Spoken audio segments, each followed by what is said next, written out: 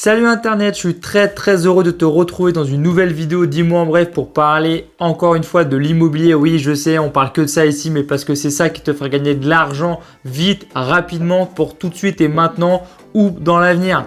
Aujourd'hui, on va parler de deux choses importantes pour les prêts immobiliers, comment les avoir, comment les banques le calculent. À tout de suite.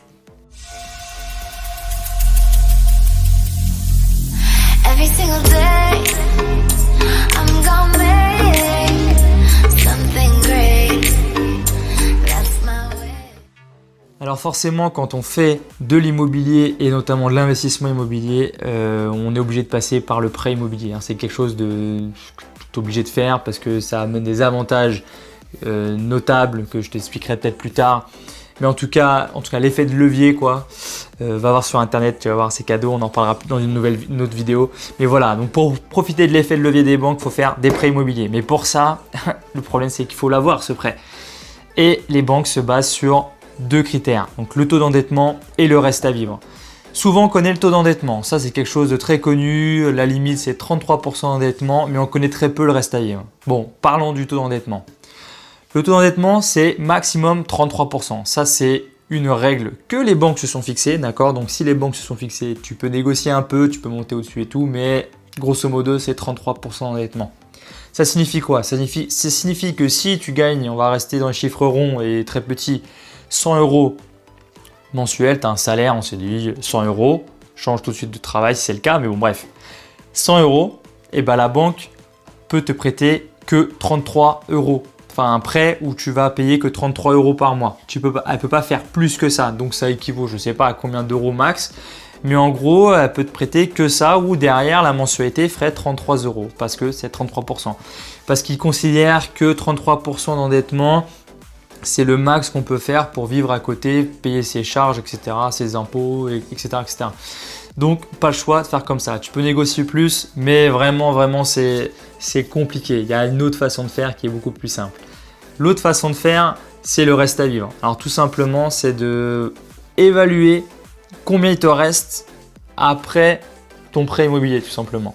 Donc, tu peux très bien être à 50% d'endettement et avoir le crédit. Je t'explique.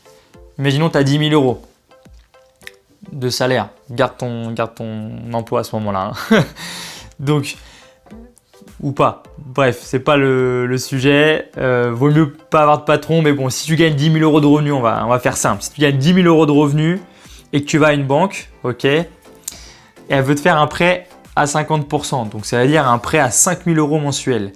Là, elle va te dire tout de suite, non, vous êtes à 33% d'endettement, vous êtes largement au-dessus des 33%, on ne peut pas. Mais là, c'est à toi d'être assez subtil parce que tu as écouté cette vidéo et tu as entendu parler du reste à vivre. Et là, tu lui parles du reste à vivre et elle te sort, bon d'accord, le reste à vivre, on va voir ce que vous avez.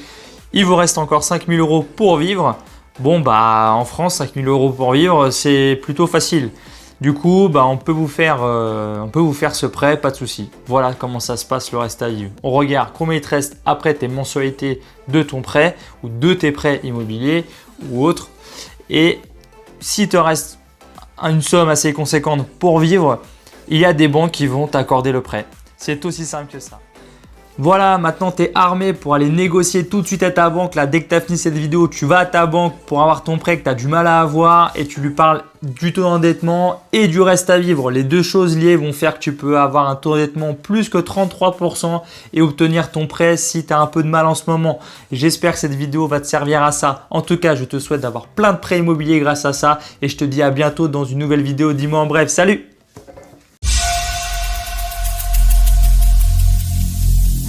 Every single day